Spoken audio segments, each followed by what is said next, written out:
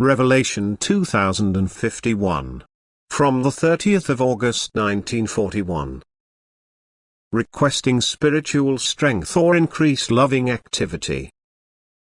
The human being's knowledge will always remain deficient as long as he resists the influence of the knowing forces in the beyond. The human being has an inner rejection of that which is not tangible or visible to him, and this aversion often determines his resistance to everything spiritual, so that he also cannot decide to examine something because the origin appears inexplicable to him. But this attitude results in the fact that the truth can never be made accessible to him, that he travels the earthly path in ignorance and thus also enters the spiritual kingdom in an inadequate state of maturity after physical death.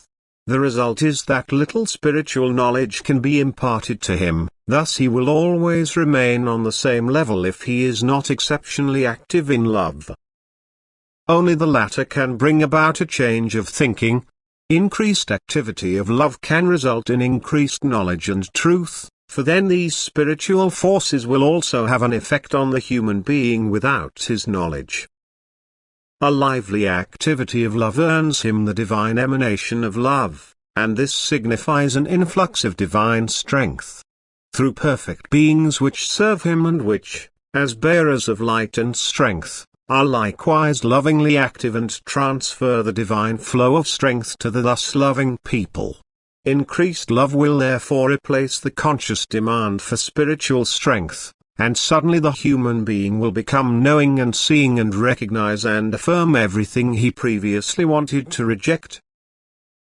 But if the human being is not active in love of his own accord and stubbornly resists spiritual influence by avoiding all instruction or mediation by his fellow human being, then it is difficult and often completely impossible to introduce him to knowledge, and his life will be of little spiritual success.